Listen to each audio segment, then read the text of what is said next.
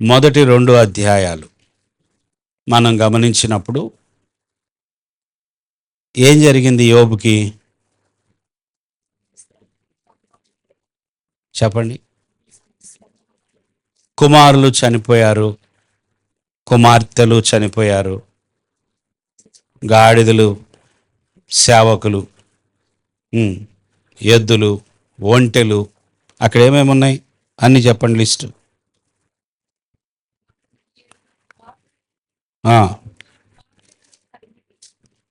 అతనికి 7,000 గొర్రెలును, 7,000 గొర్రెలు, 3,000 ఒంటెలు, 3,000 500 జతల ఎడ్లును, 500 ఆడుగాడిదలు కలిగి బహుమంది పనివారును అతనికి ఆస్తిగా నుండెను.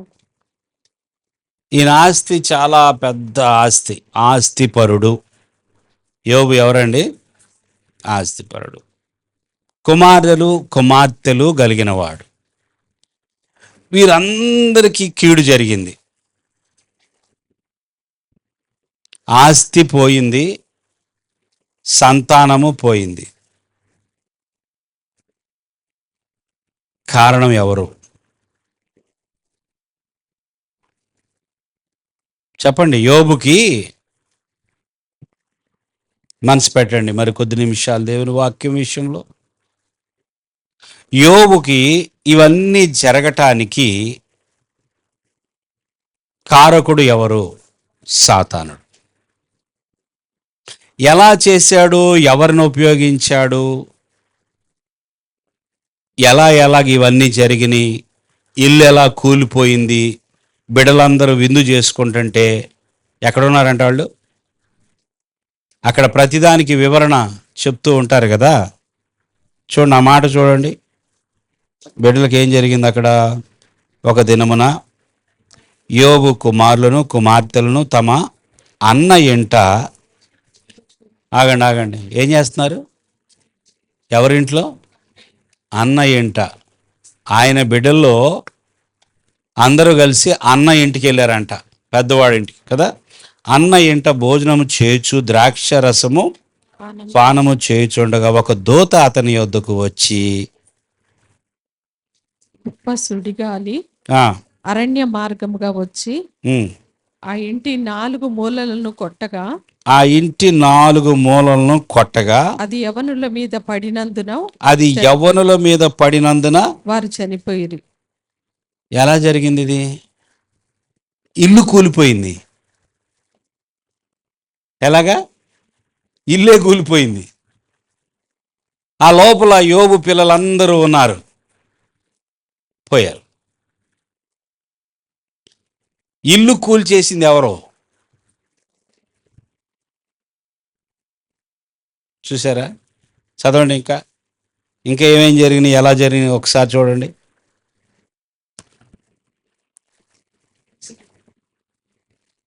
ఇప్పుడు 14 వచ్చి నుంచి ఎద్దులు నాగలితు నుంచి గాడిదలు వాటి సమీపమున మేయిచుండగా షబాయిలు వాటి మీద పడి వాటిని పట్టుకొని పోయి. షబాయిలు అంట. ఇందాకేమో ఇల్లు కూలిపోయింది, దాని అంతటా అదే కూలిపోయింది, వాళ్ళందరూ పోయారు. ఇప్పుడేమో షబాయిలు పంపించాడు, అయిపోయింది. తర్వాత ఖడ్గముతో పనివారిని హతము చేసిరి.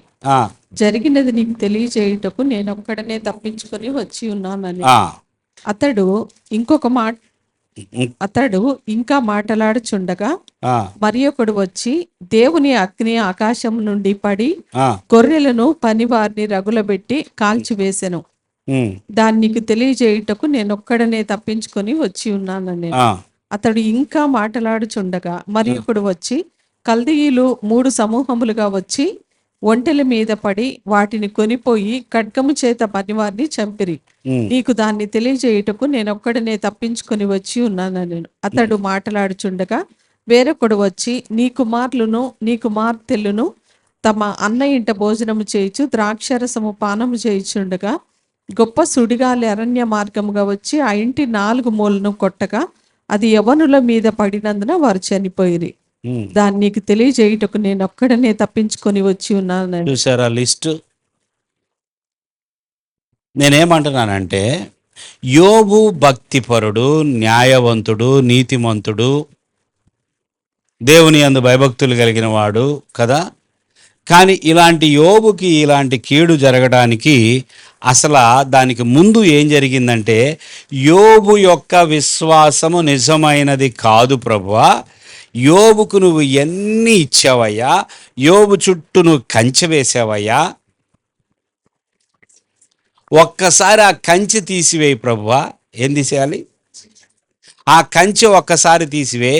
యోబు నిన్ను దూషిస్తాడు, నిన్ను మొక్కడు, నిన్ను నమ్మడు, నిన్ను వెంబడించడు. పర్మిషన్ అడిగాడు. ఎవరు? సాతాను. ఎవరిని అడిగాడు? దేవుడు యోబు విషయంలో, యోబు ఎవరో ఈ లోకమంతటికి మనకి రుజువు చేయటానికి, దేవుడు తన నామానికి మహిమ తెచ్చుకోవడానికి యోబు విషయంలో దేవుడు పర్మిషన్ ఇచ్చాడు. ఇచ్చాడా ఇవ్వలేదా? అతని ప్రాణాన్ని మాత్రం నువ్వు ముట్టడానికి వీల్లేదు. అతని విషయంకి వచ్చేటప్పటికి అతని ప్రాణాన్ని మాత్రం నువ్వు తాగడానికి వీల్లేదు. నువ్వేమంటున్నావు? యోబు నిజమైన భక్తిపరుడు కాదంటున్నావు కదా. నువ్వు ఓడిపోతావు. నువ్వు ఓడిపోయిన వ్యక్తిగా ఉండాలి. నువ్వు ఓడిపోవాలి. యోబు దగ్గర, యోబు ఎదుట నేను ఓడిపోయేటట్లు చేస్తా. దేవుడు వచ్చామన్న యోబుతో, యోబు ఏం జరిగిందో తెలుసా? సాతాను వచ్చాడు, నాతో ఇలా పర్మిషన్ అడుగుతున్నాడు, నేను పర్మిషన్ ఇస్తున్నాను, నువ్వు మాత్రం చెప్పాలి, నువ్వు మాత్రం బలంగా నిలబడాలి అని చెప్పేలేడా? దేవుడు చెప్పాడా? ముందుగా వచ్చి బతిమలాడుకున్నాడు ఆ దేవుడు, నువ్వు మాత్రం ఇలాగుండు, ఇదిగో కుమారులు చనిపోతారు, కుమార్తెలు చనిపోతారు, ఎద్దులు పోతాయి, ఒంట్లు పోతాయి, గాడిదలు పోతాయి, అన్నీ పోతాయి, నీ సేవకులు పోతారు, అది చెప్పడానికి ఒక్కొక్కడు వస్తాడు నీ దగ్గరికి, ఇలా జరగబోతుంది అని దేవుడు యోబుకి చెప్పాడా?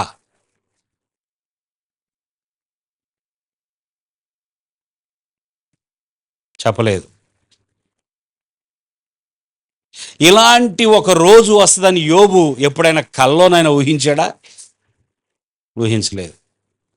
ఇంత భయంకరమైన శోధన తన జీవితానికి రాబోతుందని యోబుకు తెలుసా? తెలియదు. సాతాను ఏమనుకుంటున్నాడు? దుష్టుడు ఏమనుకుంటున్నాడు? యోబు ఖచ్చితంగా దేవుని మీద ఉన్న విశ్వాసాన్ని కోల్పోతాడు. ఇంత జరగక్కర్లా, కొంతమందికి ఇంత దూరం వెళ్ళక్కర్లా. విశ్వాసాన్ని కోల్పోవడానికి ఇంత కూడా అవసరంలా. కొంతమందికి చిన్న నొప్పి స్టార్ట్ అయితే చాలు, నేను నమ్మలేక దేవుడిని, నాకెందుకు నొప్పి వస్తుంది, దేవుడు ఏం చేశాడు నాకు. అదే నోరు ఒకప్పుడు చెప్పుంటుంది సాక్ష్యం, దేవుడు చాలా గొప్పోడండి, దేవుని మీద విశ్వాసంతో ప్రార్థన చేస్తే నాకు ఇది చేశాడు, అది చేశాడని చెప్పిన వాళ్ళే ఇప్పుడు ఈ కొత్త సమస్య, వాళ్ళు ఊహించనిది ఏదైనా వచ్చినప్పుడు ఏమంటారు? అసలు దేవుడు నా ప్రార్థన వింటలేదు, అసలు దేవుడు నాతో లేడు. అమ్మా అట్ట అనబాకమ్మా తల్లి, నీకు దండం పెడతా, దేవుడు నీతో నేను నమ్మను. దేవుడు నాతో ఉంటే నాకెందుకు ఈ నొప్పి వస్తుంది అంటే, విశ్వాసము కదిలిపోవడానికి చిన్న కారణం చాలు. నేనేం అడుగుతున్నానంటే, దేవుని బిడ్డలారా, మీరు అందరూ చక్కగా వింటున్నారు, నిద్రపోవట్లేదు. హల్లెలూయా. చాలా సంతోషంగా ఉంది నాకు. 11:15 అయినా కూడా దేవుని స్తోత్రం. ఎన్నిసార్లు మీరు దేవుని విషయములో నమ్మకాన్ని కోల్పోయారు? దేవుడు నా పక్షంలో లేడు, నాకు మేలు చేయడం లేదు. అసలు దేవుడు ఉన్నాడా లేదా? దేవుడు ఉంటే నా ప్రార్థన ఆలకిస్తే నాకెందుకు వ్యతిరేకంగా జరిగింది? నాకెందుకు ఈ నష్టం? నాకెందుకు ఈ కష్టం? నాకెందుకు ఈ అవమానం? అంటే దేవుణ్ణి నమ్మొచ్చా? నమ్మొద్దా? వెంబడించవచ్చా? వెంబడించు. ఎన్నిసార్లు మీరు ఇప్పటికే దేవునిలోకి వచ్చి ఎంతకాలమైంది? మీకు ఎదురవుతున్న సమస్యలను బట్టి నేను పోరాడాలి, నేను విశ్వాసంతో నిలబడాలి, నేను ఆత్మ ఖడ్గం తీయాలా, నేను శిరస్త్రాణం ధరించుకొని డాల్ తీసుకొని యుద్ధం చేయాలా, దేవుడు నా పక్షాన ఉన్నాడు, నాకు ఇలా జరుగుతుంది అంటే నాతో పోరాడుతున్నాడు ఎవరో. ఈ సమయంలో నేను విశ్వాసాన్ని కోల్పోతే చెప్పాలి, నేను ఓడిపోతా. యోబు కోల్పోయాడా విశ్వాసాన్ని? నిజం చెప్పండి, నిజం చెప్పండి. కొంచెమైన అనుమానం రాలేదా యోబుకి దేవుని మీద? పిల్లలు చచ్చిపోయారు, అది ఎవరికి జరగకూడదు. ఎవరు చచ్చిపోయారు? కళ్ళెదుట పిల్లలు చచ్చిపోయారండి. ఒకరా ఇద్దరా? 7 కుమారులు, 3. ఒకడన్నా బతికొండాలి కదండి కనీసం ఓదార్చడానికి. యోబు విశ్వాసాన్ని కోల్పోయాడా నేను అడుగుతున్నా? దేవుని దూషించాడా? దేవుని తిరస్కరించాడా? ఇంత భయంకరమైన పోరాటం, యుద్ధము తన మీదకు, దేవుణ్ణి తిరస్కరించకపోవడం. అసలు యోబు మనిషి కాదా? మనిషేనా? మనిషికి కూడా ఇంత విశ్వాసం ఉంటుందా?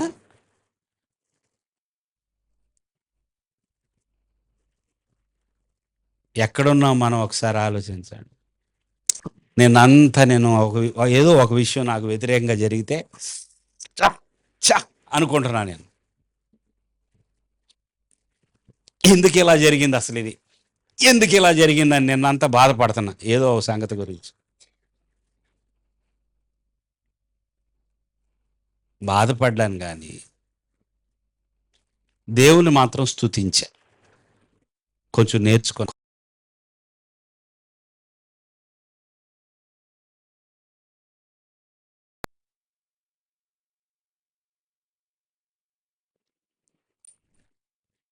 మనము ప్రతి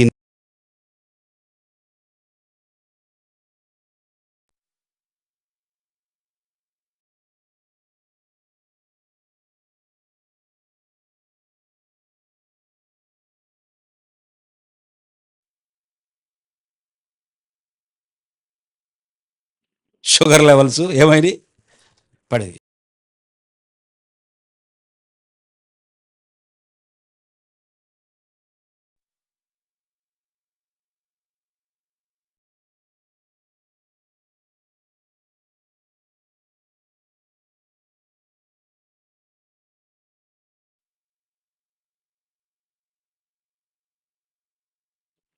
అలాంటి వాళ్ళు చివరిదాకా ఉంటారో లేదో నాకైతే తెలియదు.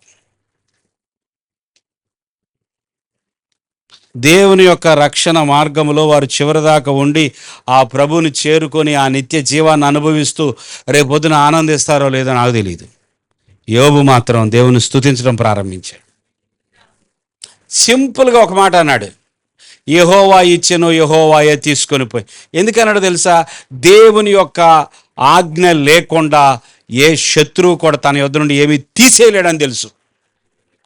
ఎందుకు దేవుడు దేవుడిని ప్రశ్నించలా, ఎందుకు దేవుడు పర్మిషన్ ఇచ్చాడని చెప్పి అడగలేదు. యోబుకు మాత్రం అర్థమైంది, యెహోవా ఇచ్చాను, యెహోవాయే.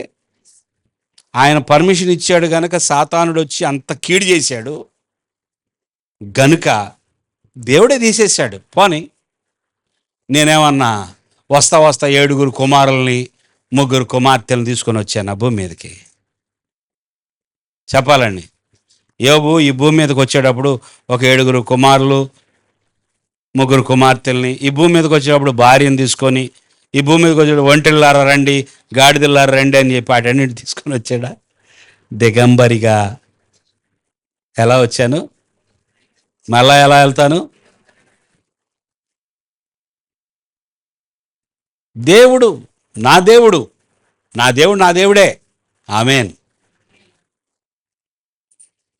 దేవుని యొక్క స్థానము ఈ గుండెల్లో, ఆ రక్తంలో ప్రతి బిందువులో దేవుని యొక్క స్థానం అలా ఉండిపోయింది యోబుకి. దేవుని స్తోత్రం చెల్లించండి. మనకు అంత ఎక్కలేదేమో, మనంత పైపైన భక్తి, పైపైన విశ్వాసం, ఓకే, అన్నీ నేను అనుకున్నట్టుగా జరుగుతున్నాయి కాబట్టి పర్లేదు, యేసయ్యను వెంబడిస్తా, అన్నీ నాకు ఏ శోధన రావట్లేదు, ఏ ఇబ్బందులు రావట్లేదు కనుక, నన్ను ఎవరేం అంటలేదు కనుక ఓకే, నేను యేసయ్యను వెంబడిస్తా. ఇది మన భక్త. దానియేలు ప్రార్థన చేస్తున్నాడు 9వ అధ్యాయం. అతడు ప్రార్థన చేసే మొదటి రోజే దేవుడు పైనుండి తన దూతను పంపించి జవాబును పంపించాడు. దేవునికి స్తోత్రం, హల్లెలూయా. 10వ అధ్యాయము 12వ వచనం చూడండి. యెరూషలేములో జరిగిన కీడు. దానియేలు గ్రంథం 10వ అధ్యాయము, కరెక్ట్ కాదా నేను చెప్పింది? అప్పుడతడు, దానియేలు, భయపడకుము, నీవు తెలుసుకొనవలెనని నీ మనసును అప్పగించి దేవుని ఎదుట నిన్ను తగ్గించుకొనిన ఆ మొదటి దినము మొదలుకొని నీవు చెప్పిన మాటలు వినబడినవి గనుక. నువ్వు ప్రార్థన చేసావే, ఎన్నో రోజు అది? నువ్వు ప్రార్థన చేసిన మొదటి రోజు. చెప్పండి అందరూ ఆ మాట మరలా. మొదటి రోజు ఎవరికి వినపడ్డదంట ప్రార్థన? దేవునికి వినబడిందంట. దేవుని స్తోత్రం. చదవండి. నీవు చెప్పిన మాటలు వినబడినవి గనుక నీ మాటలను బట్టి నేను వచ్చి తిని. దేవుని యొద్ద నుండి వచ్చిన ఆ దూత చెప్తున్న విషయం ఇది. నీ ప్రార్థన మొదటి రోజే వినపడిందయ్యా. కొర్నేలి ప్రార్థన ఎవరి దగ్గరికి వెళ్ళిందంట? కొర్నేలి యొక్క ధర్మకార్యాలు ఎవరి సన్నిధి చేరినాయి? జ్ఞాపకార్థంగా చేరినాయి. ఇప్పుడు దానియేలు ప్రార్థన, దానియేలు 70 సంవత్సరాలు అయిపోయింది కదా అని ప్రార్థన మొదలుపెట్టాడు. అయిపోతుంది వాక్యం. దేవుని స్తోత్రం. మొదటి రోజే వెళ్ళిపోయింది. చదవండి. పారసీకుల రాజ్యాధిపతి, నీ మాటలను బట్టి నేను వచ్చి తిని. ఓకే, పారసీకుల రాజ్యాధిపతి 21 దినములు నన్ను ఎదిరించెను. ఇంకా పారసీకుల రాజుల సమ్ముఖమున నేను నిలుచుండగా ప్రధానాధిపతులలో మికాయేలను ఒకడు నాకు సహాయము చేయవచ్చెను. ఆగండి, ఇదంతా ఏంటి అసలు? ఏమన్నా కొంచెమన్నా అర్థమైందా? ఇదొక్కటి అర్థం చేసుకోండి, కొంచెమన్నా అర్థమవుతుందా? ఇక్కడ ప్రార్థన ఎవరు చేస్తున్నారు? ప్రార్థన వినపడిందా దేవునికి? ప్రార్థనకి జవాబు వచ్చిందా దేవుని యొద్ద నుండి? మరి ప్రార్థనకి జవాబు వస్తే మధ్యలో అడ్డుకుంది ఎవరు? పారసీక ఈ అధిపతి ఎవడు అసలు? దేవుని యొద్ద నుండి వచ్చే ప్రార్థనని అడ్డుకున్నటువంటి అధిపతి పారసీక రాజ్యాధిపతి. అంటే మన మనసు వెంటనే పారసీకానికి రాజుగా ఎవరున్నారు ఆ రోజుల్లో అని చెప్పి మనిషి మీదకి వెళ్తుంది. ఇది మనిషి కాదు. ఈ పారసీక ప్రాంతం అంతటి మీద అధిపతిగా నియమించబడ్డాడు ఒకడు. ఆ సాతాను పారసీక రాజ్యం మీద అధిపతిని ఒకడిని పెట్టాడు, పారసీక రాజ్యాధిపతి. ఈ పారసీక రాజ్యాధిపతి దేవుని యొద్ద నుండి వస్తున్న వ్యక్తిని అడ్డుకొని కిందకి రానివ్వకుండా మధ్యలో పోరాడటం మొదలుపెట్టాడు.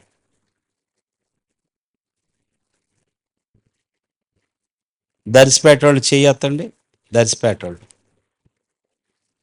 అంబేద్కర్ నగర్ వాళ్ళు చెయ్యొత్తండి. ఈ అంబేద్కర్ నగర్ మీద ఒక అధిపతి ఉంటాడు, దర్శిపేట మీద ఒక అధిపతి ఉంటాడు. ఈ పడమట మొత్తానికి ఇంకొక ప్రధాని ఉంటాడు. పోరంకి, అమ్మా దేవుని స్తోత్రం, పోరంకి ఉంటాడు. లేడనుకోవద్దే, మాకెవడు లేడులే. పోరంకి కూడా ఒక అధిపతి ఉంటాడు, ఒక ప్రధాని ఉంటాడు. పోరంకిలో ప్రార్థన చేస్తుంటే ఆ పోరంకి మీద నియమించబడ్డాడే ఒక దుష్టుడు. వాళ్ళ ప్రార్థన అడ్డుకుంటాడు. ఇప్పుడు అర్థమైందా? దేవుని స్తోత్రం. దానియేలు ఎక్కడున్నాడు తెలుసా? పారసీక సామ్రాజ్యం వచ్చింది. ఇప్పుడు బబులోను సామ్రాజ్యం ముగించబడి పారసీక సామ్రాజ్యము ఆరంభించబడింది. ఈ పారసీక సామ్రాజ్యం రానే వచ్చిందో లేదో దానికి అధిపతులు నియమించేశాడు. ఎవరో ఆడే, ఎవరో సాతాను. ఎంత ఫాస్ట్గా ఉంటుందో తెలుసా ఆ వ్యవస్థ. ఎప్పుడు ఎవరిని నిలబెట్టాలి, ఎవరిని దించాలి, ఎవరిని అక్కడ పెట్టాలి, వీడు ఓడిపోతున్నాడు అని చెప్పి ఇంకొకరిని పెట్టడం, వీడికి తెలివి లేదు, వీడు వేస్ట్ గాడు అని చెప్పి ఇంకొకరిని పెట్టడం. ఈ పనులను ఎవరు చేస్తున్నారు? అంబేద్కర్ నగర్కి ఎవరిని పెట్టాలో వాడినే పెట్టాడు. ఆడు బాగా పనిచేస్తూ ఉండొచ్చు. అర్థమైందా? ఈ అంబేద్కర్ నగర్ మీద బాగా పనిచేస్తూ ఉండొచ్చు. ఆ అధిపతి వాడిని కొట్టాలి. దేవుని స్తోత్రం, దేవుని స్తోత్రం. ఇది వినటానికి ఇదంతా కూడా నవ్వులుగా ఉంటుంది, హేళనగా ఉంటుంది. కాదు, ఇది నిజం. దానియేలు పారసీక సామ్రాజ్య ప్రారంభములో ప్రార్థన చేస్తుంటే దానియేలు యొక్క ప్రార్థనకి జవాబు రాకోకుండా ఈ పారసీక రాజ్యపు అధిపతి అడ్డెళ్ళిపోతే 21 రోజులు పట్టింది. చెప్పండి అందరూ ఎంత? ఇప్పుడు దానియేలు ఏమనుకోవాలి? దేవుడు నా ప్రార్థన ఆలకించట్లేదు,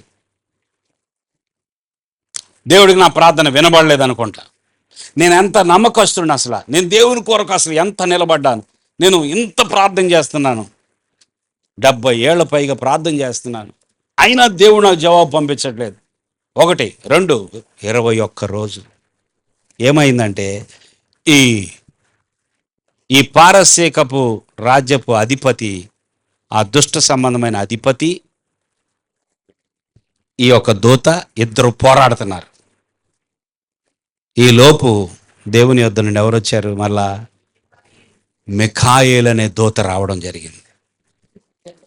దేవుని దగ్గర ఉన్న దూతలు కోట్ల మంది. హల్లెలూయా.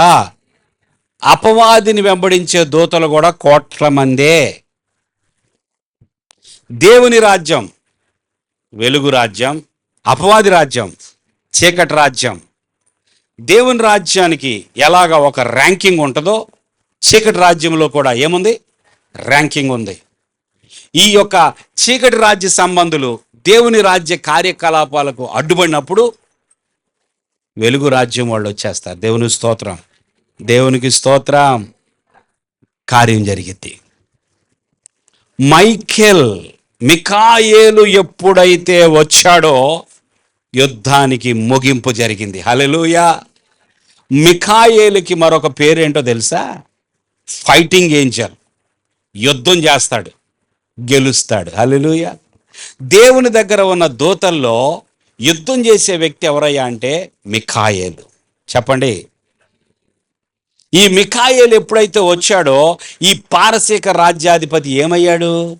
తోక ముడుచుకున్నాడు. చెప్పండి. అయిపోయింది. దేవుని స్తోత్రం. ఇప్పుడు జవాబు ఎక్కడికి వచ్చింది? దానియేలుకి వచ్చింది. హల్లెలూయా, హల్లెలూయా.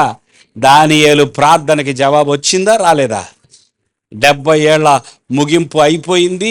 ఇశ్రాయేలీలకు విడుదల ప్రకటించాడు. పారసీక రాజ్య రాజుగా నియమించబడిన కోరేష్, ఇశ్రాయేలీలారా మీరు మీ దేశానికి వెళ్ళి మీ దేశాన్ని బాగు చేసుకోండి.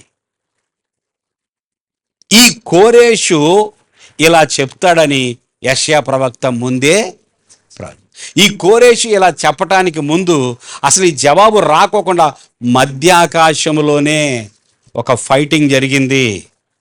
ఎక్కడ చెప్పాలి? మధ్యాకాశంలో.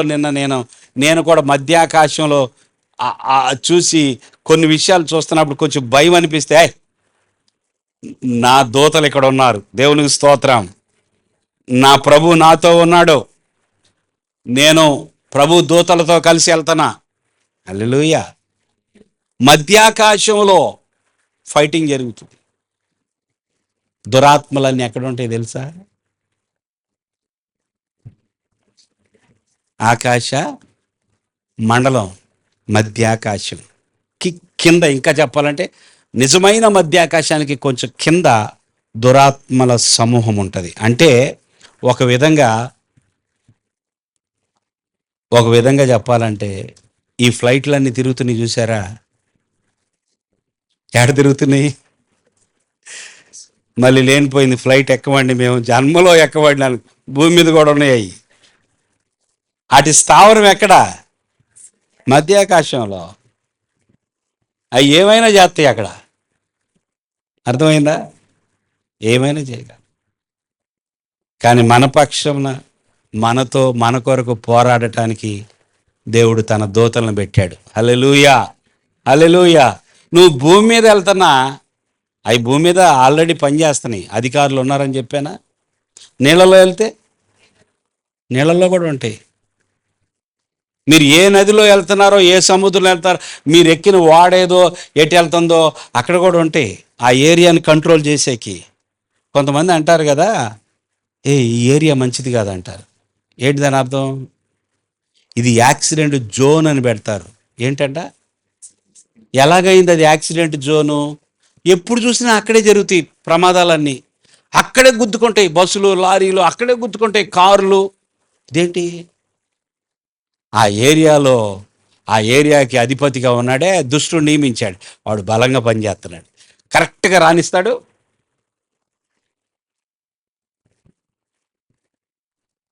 ఇంత కనబడని లోకం అన్నీ చేస్తుంది. మనం ఏం చేయాలి? రాత్రి దానియేలు దేవుడా, హల్లెలూయా. నాకు చాలా గట్టిగా అరవాలనిపిస్తుంది కానీ అరవట్లా. దానియేలు దేవుడా, దానియేలు ప్రార్థనని అడ్డుకున్న ఆ దుష్టుడు ఓడిపోయాడు కదా. ఈరోజు మా ప్రార్థన దేవుని స్తోత్రం, మా ప్రార్థనని అడ్డుకుంటున్న దుష్టుడు, ఆడు పారసీకమోడా, అంబేద్కర్ నగరోడా, ఇంకొకడా నాకు తెలియదు. మా ప్రార్థన అడ్డుకుంటుంది ఎవరో తెలియదు. ఆ యొక్క చీకటి రాజ్యాధిపతిని మేము ఎదిరిస్తున్నాం. దుష్టుణ్ణి ఎదిరించుడి, అప్పుడు వాడు మీ వద్ద నుండి పారిపోను. దేవుని స్తోత్రం. ఎవరిని ఎదిరించాలి? అబ్బే నేనేమన్నండి, నేను చాలా మంచోండి. కాదు. దుష్టుణ్ణి ఏం చేయాలంట? ఒరే కుక్క, ఈ ఏరియాలో పనిచేస్తున్న అంధకార సంబంధి కుక్క, పో యేసు నామములో. దుష్టుణ్ణి ఎదిరించమని వాక్యం చెప్తుంది. అప్పుడే వాడు మీ వద్ద నుంచి పారిపోతాడు. ప్రార్థన విజ్ఞాపనలు చేయండి, ప్రార్థనలో ఉండండి. అప్పుడు మిమ్మల్ని ఏం చేయలేడు. దేవుని యొక్క వెలుగులో నడవండి. మనము వెలుగులో నడుస్తూ ఉండగా, మనం సత్యమందు నిలిచి ఉండగా మనల్ని తాకలేడు వాడు. దేవుని స్తోత్రం. దానియేలు దేవుడు, యోబు దేవుడు, మన దేవుడు. హల్లెలూయా. వాళ్ళకి ఆటంకాలు వచ్చాయి, వాళ్ళ మీదకి పోరాటాలు వచ్చాయి, వాళ్ళ ప్రార్థన అడ్డుకోవడానికి శత్రువు పనిచేశాడు. కానీ జయం చివరికి వారిదే అయింది. ఆమేన్. ఈ రాత్రి మనం ప్రార్థన చేస్తే జయం మనదే. హల్లెలూయా. 2 ప్రార్థనా అంశాలు ఉన్నాయి, ప్రార్థన చేసి ముగించేద్దాం.